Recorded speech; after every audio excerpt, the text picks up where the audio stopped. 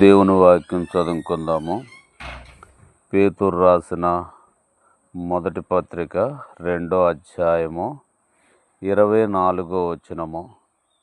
మనము పాపముల విషయమై చనిపోయి నీతి విషయమై జీవించున్నట్లు ఆయన తానే తన శరీరమందు మన పాపముల మ్రాను మీద మోసుకొనెను. ఆయన పొందిన గాయముల చేత మీరు స్వస్థత పొందితిరి. చాలు. అపోస్తలుడైన పేతురు విశ్వాసులతో ప్రభువు సిలువలో ప్రాణం ఎందుకు పెట్టాడో, సిలువలు ఎందుకు చనిపోయాడో, సిలువ ఎందుకు వేయబడ్డాడో మాట్లాడుతున్నాడు. కాబట్టి మనల్ని పరిశుద్ధులుగా చేయుటకు, మనల్ని నీతిమంతులుగా చేయుటకు ప్రభువు సిలువ వేయబడ్డాడని అపోస్తలుడైన పేతురు సెలవిస్తున్నాడు.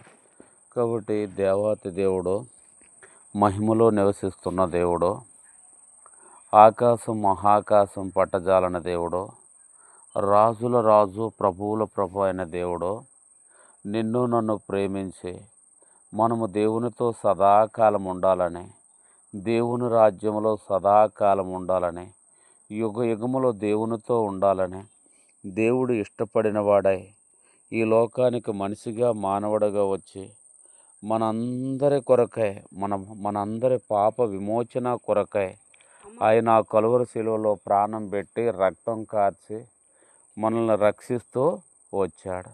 కాబట్టి నాడు మనం నీతిమంతులుగా, పరిశుద్ధులుగా, యథార్థవంతులుగా జీవిస్తున్నామంటే అది మన ప్రభు అయిన యేసుక్రీస్తు వారి కృప, మన తండ్రి అయిన దేవుని ప్రేమ. ఎందుకు మనల్ని రక్షించి తన ఆలయానికి చేర్చాడంటే మనకు మేలు చేయుట కొరకు, మనకు సహాయం చేయుట కొరకు, మనం ఈ భూలోకములో శాంతి సమాధానాలతో ఉండుట కొరకు. కాబట్టి సాతాను తీసుకొస్తున్న ప్రతి శోధనని దేవుడు దూరపరిచి ఈ లోకములో మనల్ని ఎల్లప్పుడూ కాపాడేవాడుగా ఉన్నాడు. అందుకు దేవునికి మనము ఎల్లప్పుడూ దేవునికి స్తోత్రాలు చెల్లించాలి, ఎల్లప్పుడూ కృతజ్ఞతాస్తుతులు చెల్లించాలి, ఎల్లప్పుడూ దేవుణ్ణి ఆరాధించాలి.